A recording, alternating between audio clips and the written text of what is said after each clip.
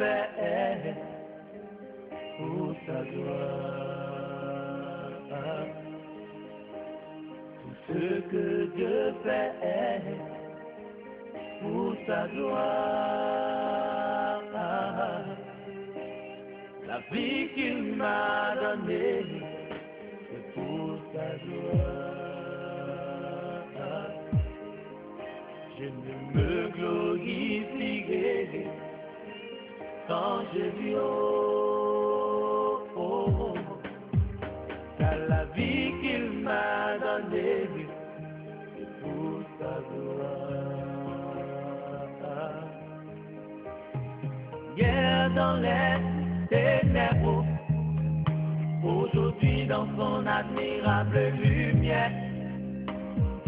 Hier égaré, aujourd'hui sur le chemin. Hier mon foi que vivant, aujourd'hui sa vie coule en moi. J'ai dit oh, je ne me glorifierai qu'en toi. J'ai dit oh, désormais je ferai tout pour ta gloire, oui tout pour ta gloire, tout pour ta gloire, oui tout pour ta gloire, tout pour ta gloire, ma vie pour ta gloire,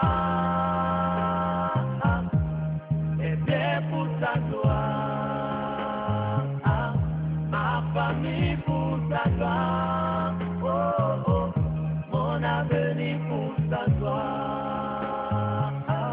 La puissance de l'intervention que nous réclamons, merci de prendre le contrôle de ce moment jusqu'à la fin de Jésus. Voilà, donc, j'étais en train de parler du ministère du prophète. Le prophète, bon, on a l'habitude de façon simple de définir comme le envoyé de Dieu, celui qui est le porte-parole de Dieu, mais profondément, il faut s'amener qu'on explique un peu. C'est-à-dire qu'on explique parce qu'il y a toute une confusion autour de cette appellation et de ce ministère. Il n'est pas prophète qui veut. C'est un choix divin, c'est un mandat que Dieu donne à quelqu'un qui désormais devient sa bouche, désormais devient ses oreilles, désormais cette personne représente Dieu parce que dans toutes ses actions, il représente Dieu, il engage Dieu. Et c'est pour cela que quand vous allez lire la vie de cette personne, vous verrez que il n'est pas là au hasard. Soit il est très occupé à autre chose. Il a une fonction, Dieu l'a contraint à laisser ça. Ce n'est pas quelqu'un qui a vu des gens faire des choses, il a aimé l'engagement. C'est quelqu'un qui même lutte à buter un moment avec Dieu pour ne pas être là, pour ne pas faire place. Mais c'est comme c'était son destin, car Jérémie pouvait dire dans son chapitre 1,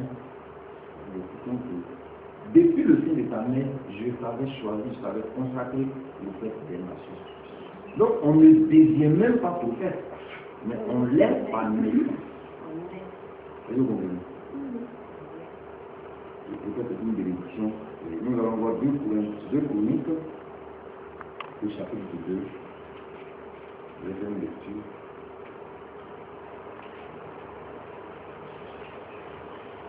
Deux chroniques, chapitre 1. Je serai à l'histoire à partir du verset 20. Le lendemain, ils se mirent en marche de grand matin pour le désert de Tékoa. À leur départ, Josaphat se présenta et dit: écoutez-moi, Judas et habitants de Jérusalem. Confiez-vous en l'Éternel, votre Dieu, et vous serez affermis. Confiez-vous en ses prophètes et vous réussirez. Amen. Donc, voici un peu, Dieu exauce un peu. Je confie en lui quant à l'affaiblissement de la terre. 2 Chroniques, chapitre 20, verset 20. Continuez à interpréter et c'est là que vous réussirez. Amen. Donc, le prophète est un instrument qui le succès et la réussite. Parce que ses paroles et ses actions sont des codes, des clés pour t'introduire dans ta destinée, pour te positionner là où tu dois être positionné selon le plan divin. C'est pourquoi lui-même est quelqu'un qui ne dépend pas de lui-même, qui est sous influé du Saint-Esprit. S'il s'amuse à suivre lui-même ses émotions et ses directions, il va faire force sur lui. Parce qu'il est exclusivement utilisé par l'Esprit du Seigneur. Et c'est la particularité entre lui et les autres ministères d'évangélisateurs, de pasteurs, de docteurs, c'est tout que c'est différent. Et les prophètes dans la Bible, si vous lisez, souvent les gens les appelaient le fou là. Oh, parce que ses attitudes, et lui-même Élisée. Le jour où Élisée devait donner l'onction à Zimri, tous ceux qui étaient, les généraux qui étaient rassemblés, ont dit que, oh, c'est le fou là encore qui vient.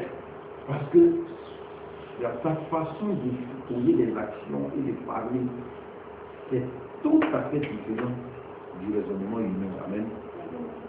Donc, les prophètes, souvent, parfois, on ne les comprend pas. On va lire un peu pour approfondir un peu ce que je suis en train d'expliquer. 1 Samuel, chapitre 5. Il faut parler la page. 1 Samuel. S'il y avait une vie qui n'en connaît plus, il fallait vous l'arranger un peu. Vous l'avez. 1 Samuel 9, verset 9. On disait, venez et allons vers le voyant. Car celui qu'on appelle aujourd'hui le prophète s'appelait autrefois le voyant. Tu as trouvé 1 Samuel 9, 9. Autrefois, quand on allait consulter Dieu, on disait, allons au voyant. Car celui qu'on appelle aujourd'hui le prophète, avant, il s'appelait le voyant. Quand on allait consulter Dieu, mais dans la réalité, ce n'est pas Dieu, on partait voir dans une maison, mais on partait voir un homme. Mais en lui, on voit là. Donc, on voyait en lui le divin Dieu. Donc, quand on allait consulter cet homme qu'on appelle Dieu, c'est Dieu qu'on partait consulter comme ça. Pourquoi on parle de consultation? Comme si on allait en hospitalité. Effectivement, de la même manière que l'homme a des problèmes sur le plan naturel, et nous faut aller voir quelqu'un qui a une spécialisation pour savoir de quoi il s'agit réellement dans mon corps, c'est la même chose. Ça devait se faire dans le monde spirituel. Dieu a tout prévu, tout planifié pour que son travail soit équilibré. Donc il y a des gens qui ont cette qualification de détecter là où le mal de quelqu'un se trouve et de donner une solution inspirée par Dieu. Amen. Donc c'est l'appellation qui a changé aujourd'hui. Sinon, c'est le même voyant d'autrefois. Si vraiment la personne est appelée et qualifiée pour ça, c'est la même chose. La voyance fait partie intégrante de son ministère. Il doit avoir la capacité de discerner les problèmes. Amen.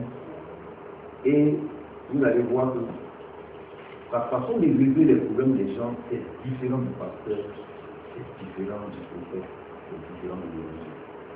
Si vous suivez un problème, vous allez voir que sa façon de vous aider est différente de comment le pasteur vous aide. Voilà. Parce que le prophète, il n'est pas une investisseur. C'est-à-dire qu'il lui a expliqué son frère, il dit, ok, je vais mettre en prière, appelle-moi de temps en temps. Non.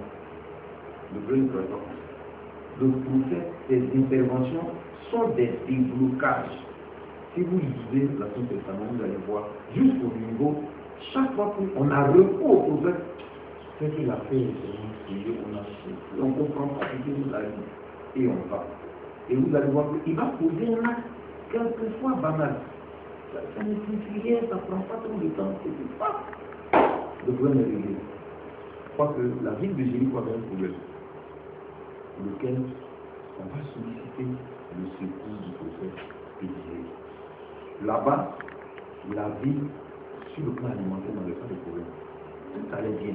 Mais ils avaient un problème au niveau de l'eau. Voilà, tu te rappelles, c'était au niveau de l'eau. Donc il faut aussi prier pour ça. Donc ils sont allés voir le prophète. Il a donné rendez-vous au bord de l'eau, la grande source d'eau, ils sont allés là-bas.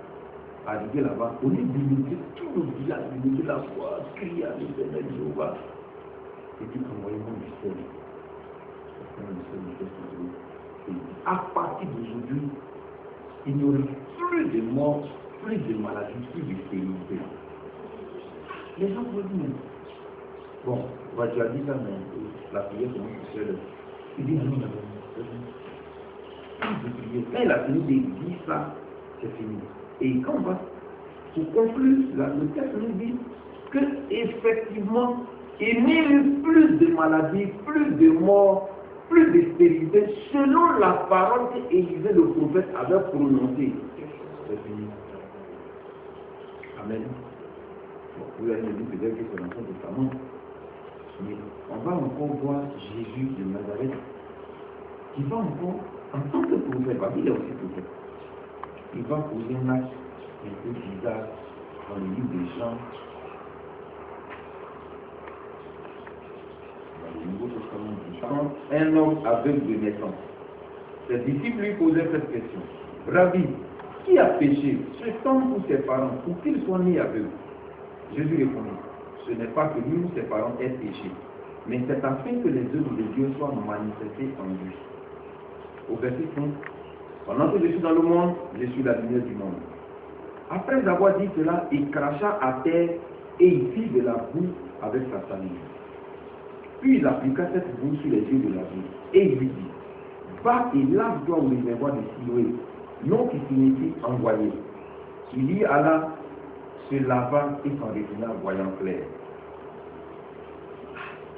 Jésus, qui habituellement n'a pas vraiment cette habitude de cracher à terre avant de prier pour le malade. Il avait déjà guéri des aveugles.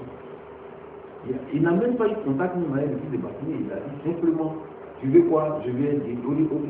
Si tu veux recouvrir, va tout que soit fait selon ta foi. Les yeux de cet homme sont ouverts. Arrivé à ce temps, Jésus va changer le système. Dès qu'il regarde le monsieur, il crache à terre, il fait de la boue, il met dans les yeux, on dit de l'aveugle. Comment mettre de la boue dans les yeux d'un aveugle? C'est de cette façon. Et pourquoi cracher à terre? Tu as des péchés? Non, c'est l'inspiration qu'il a eue pour régler ce problème à l'étranger. Le monsieur, effectivement, sans discuter, sans raisonner, il pouvait vraiment, l'occasion lui était donnée de quand même demander des explications. Il pouvait le faire parce que non seulement je suis aveugle et tu mets de la boue dans mes yeux, c'est deux complications. Tu me demandes encore une chose vraiment difficile, voire impossible à un aveugle. Fais tout pour trouver une réserve d'eau à quelque part où je vais encore aller là. Il faut trouver quelqu'un. Ou bien il faut aller en tâtonnant. Donc, ça devait l'emmener à vraiment mesurer l'eau. Mais vous allez voir que cette perspective, le monsieur ne va pas l'avoir. Il va rester fidèle. Il va croire en ce que Jésus a dit.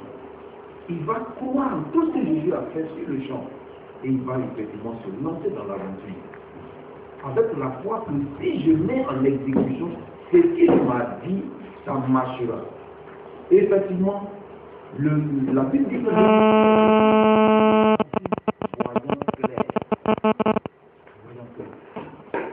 donc il fallait que Jésus pose cette action qui sort de l'ordinaire, qui sort des pratiques vraiment qu'on avait l'habitude de faire tous les jours pour les autres malades, où il faut imposer les mains, il faut chasser les démons d'aveuglement. Il ne l'a pas fait. Donc le prophète, c'est comme ça. Ce qu'il a fait aujourd'hui, c'est pas sûr qu'il le fasse demain, c'est le même cas. Ou de toute façon, on a fait à l'église par la veillée tous les malades. Quand tu vas aller voir un prophète, il n'en dira pas. Tout le monde va mettre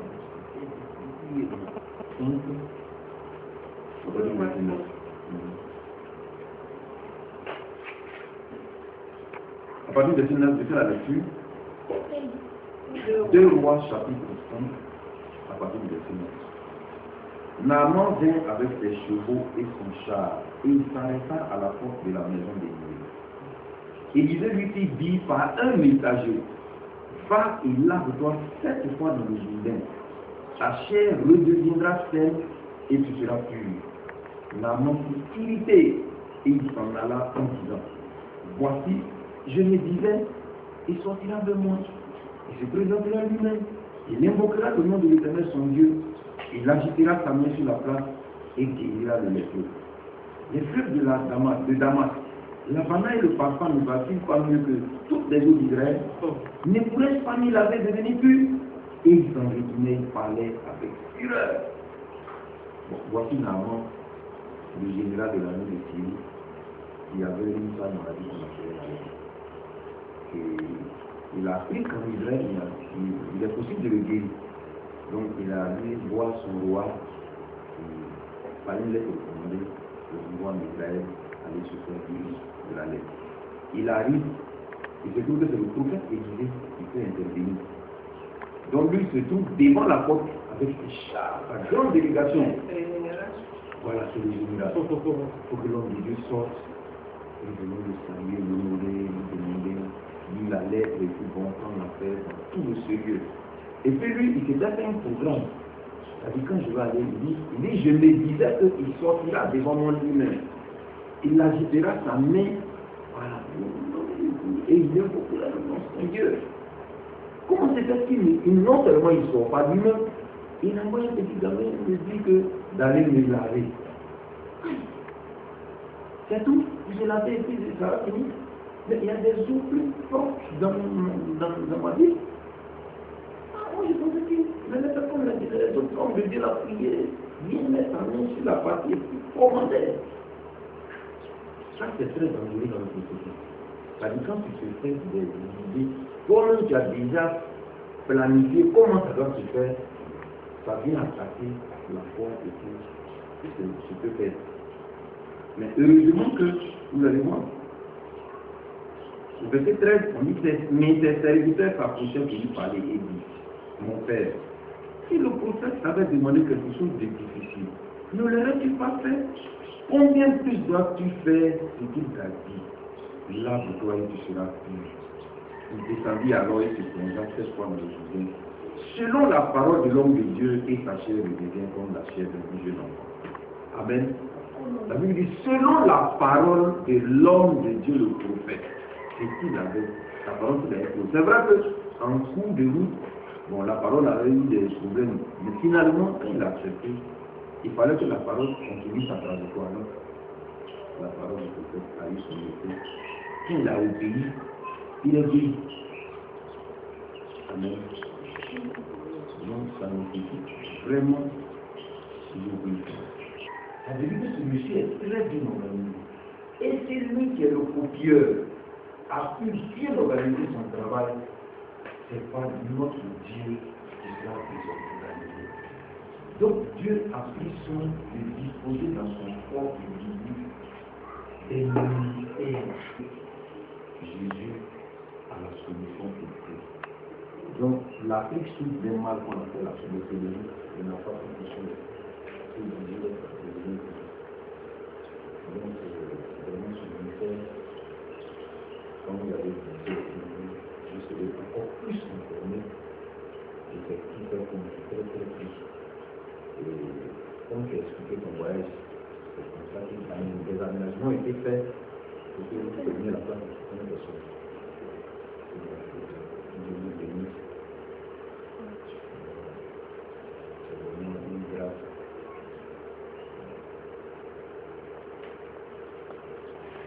Effectivement, je suis le prophète Joël Crasso de la Confédération. La Confédération, parce que c'est un mouvement qui regroupe en même temps beaucoup de ministères. La Confédération africaine de lutte contre la délinquance et les crimes spirituels. On parle des délinquants quand cette personne a la possibilité dans le monde spirituel d'étudier. Parce qu'il y a deux mots qui caractérisent notre monde. Il y a le monde visible, il y a le monde invisible, qu'on appelle le monde spirituel. Dans notre monde visible, là, dépend d'un autre monde qui est le monde spirituel. Et lorsque nous regardons le premier verset de la Bible, à partir du Genèse chapitre 1, et à partir du verset 1, on dit au commencement Dieu créa les cieux et la terre. C'est-à-dire les cieux d'abord, et puis après c'est la terre. Sans les cieux, la terre n'a pas son sens. Et quand on parle des cieux, on parle du monde spirituel. Donc c'est le spirituel qui fait le monde visible. Et les sorciers ont la capacité d'entrer dans notre spirituel, de connaître même des rangs d'ennemis et détruire. C'est-à-dire que même détruire quelqu'un. Ils peuvent même détruire ton bien, toi-même ton intelligence est troquée. Ils ont la possibilité de le faire, des trocs là-bas, c'est ce qu'on appelle délinquance. Ils ont la possibilité, n'est-ce pas, de donner même des petits d'argent. Nous avons vécu un truc comme ça dans un village à Nyango, dans un village à Fresco, où il y a une femme, une jeune fille qui donnait sida des reins, qui donnait des petits d'argent. Voilà, dans un village. Donc ils ont la possibilité de donner des maladies, ils ont la possibilité de gâter les biens, ils ont la possibilité de détruire. On a vu quelqu'un qui, sa spécialité c'était de manger, de détruire les fœtus. Et ce qui est encore grave, c'est que quand ta femme tombe enceinte, il détruit le monde de la vie. Voilà. Il mange le fœtus. Il mange le fœtus. Donc, c'est ce qu'on appelle délinquance. Voilà, délinquance. Il y a aussi crise spirituelle. Ils ont la possibilité de tuer sans crainte. Et c'est en cela que la science reste inefficace. Parce que la science, c'est de prouver des preuves. Et j'ai toujours dit aux gens que la sorcellerie ne peut pas être objet de science parce qu'elle est immatérielle. Elle est immatérielle. On parle du monde spirituel. Ce n'est pas parce qu'elle est immatérielle qu'elle n'existe pas. La sorcellerie existe. Sort du monde, sort. Et les Blancs ont combattu la sorcellerie comme le pasteur le dit. Selon l'histoire, il y a eu cette histoire de la chasse aux sorcières. Ça a commencé le 15e siècle. Ils ont commencé le 15e siècle. Oui, à cause des visions. Parce qu'au fait, Jean-Jacques avait vers le 17e siècle. Parce que les gens ne voulaient plus entendre parler de sorcellerie, des visions. Donc Jean-Jacques était prophétesse. Elle était brouillée à Rouen.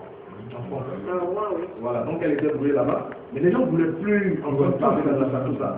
Et c'est pour ça qu'ils ont brûlé Jean-Jacques. Mais ça a commencé. Dès que tu fais des aveux, on te brûlait devant tout le monde. Donc quand tu as compris, on te brûle. Donc il y avait un tribunal chrétien qu'on appelait l'inquisition. On te juge selon Exode 2017, comme la Bible disait à Israël, vous ne laisserez pas d'une personne qui pratique la sorcellerie. On te prend, on te brûle devant ta famille. Et ça a commencé. Il y a eu des gens qui sont morts. Vous connaissez ça tous. 100 ans, le 15e siècle, 17e siècle, ça a pris fin. Ils ont connu le siècle qu'on appelle le 18e siècle, le siècle des Lumières et de la révolution industrielle. Et lorsqu'on regarde un peu au système qui a mis en place les Blancs, on finit par comprendre que pour posséder ce monde, il faut forcément le monde spirituel. Et malheureusement, nous copions sur les Blancs, mais l'Afrique n'a jamais postulé le côté, n'est-ce pas, chasse aux sorcières. C'est vrai que les Blancs étaient barbares, parce qu'il y avait le bûcher, on brûle les gens. Aujourd'hui, si tu brûles même avec quelqu'un, même s'il est mauvais, ils vont parler de droit de l'homme. Mais je pense bien que nous ne sommes pas au stade où il faut maintenant brûler, mais je pense que nous sommes à une phase, en tant que confédération africaine, de lutte contre la délinquance, nous sommes à une phase de sensibilisation. Pour amener à comprendre que l'Afrique est sous, n'est-ce pas, une influence satanique. L'Afrique est en état parce que c'est la sorcellerie qui domine. Nous revenons d'une région qui est très riche, une zone forestière d'ailleurs, où dans un village carrément, les gens ont bloqué toutes sortes de développements. Et comment comprenez-vous que la grande côtière, qu'on appelle la côtière, était détruite par une femme, et qui est la 6e sur le plan national, et qui était même dans la région du Bas-Congo. Et toute sa spécialité, c'était de détruire la côtière. Et on dit que c'est la route de faire le développement. Donc les démons, les sorciers sont anti-développement. Ils sont anti-développement. Et pour nous, en tant qu'Église, quand je parle en tant qu'Église, Jésus dit, c'est nous qui sommes la lumière du monde. Et quand on parle de la lumière éclaire, comme cette lumière de la caméra éclaire. C'est nous qui devons éclairer le monde. Le monde souffre d'un problème. On dit que malheureusement l'Afrique est pauvre. Mais en réalité, l'Afrique n'est pas pauvre. Puisque l'Afrique est convoitée par tous les continents. L'Asie est maintenant dans l'Afrique. Les Amériques est maintenant dans l'Afrique. L'Europe est maintenant dans l'Afrique. Vous dites que l'Afrique est pauvre. Et c'est ce continent pauvre là que vous voulez posséder. Allez comprendre quelque chose. Donc, en réalité, ils ne sont pas pauvres. Mais en réalité, c'est la sorcellerie qui maintient l'Afrique dans la pauvreté. Regardez un peu le Congo, RDC. C'est un scandale géologique. Ils ont tout sortes de trucs. Regardez même la Guinée, juste à côté de nous. Et ces pays-là sont pauvres. Regardez la Côte d'Ivoire. Pays pauvres, très endettés. On ne dit pas les très endettés. C'est choquant qu'on attend ça. Mais nous sommes très endettés. Et vous nous convoitez, vous voulez nous prendre. Laissez-nous tranquilles puisque nous sommes pauvres. Vous comprenez? C'est-à-dire qu'en réalité, c'est le monde spirituel. Mais notre monde spirituel est miné par quelque chose qu'on appelle la sorcellerie. Et malheureusement, chaque Africain vit ça. Vit ça. Dans chaque famille, dans chaque maison, il y a la présence des sorciers. Et malheureusement, ceux qui pensent que ils pensent ignorer cette chose, où il y a deux choses, ou on est sorcier, ou peut-être que, c'est vrai, je pense que celui qui ignore en tant qu'Africain, qui ne comprend pas le nom de la sorcellerie, c'est que la personne est dans la sorcellerie. Ça c'est clair. Parce que la sorcellerie est une réalité. Voilà, la preuve avec que les blancs croient plus à la chose. Parce que quand nous parle d'un film, qu'on parle d'Harry Potter, l'apprenti sorcier, c'est ça qui s'est existé. Et ceux qui pensent que ça n'existe pas, les blancs, ça a existé chez eux. Pourquoi les blancs ont combattu la sorcellerie en leur temps? Pourquoi il y a cette expression de la chasse aux sorcières? C'est-à-dire que ça existait. Les blancs ont combattu la sorcellerie, c'était clair. Et dès, ça a été dans leur histoire. Ils ont cette expression. Non. Ils ont cette expression de la chasse aux sorcières.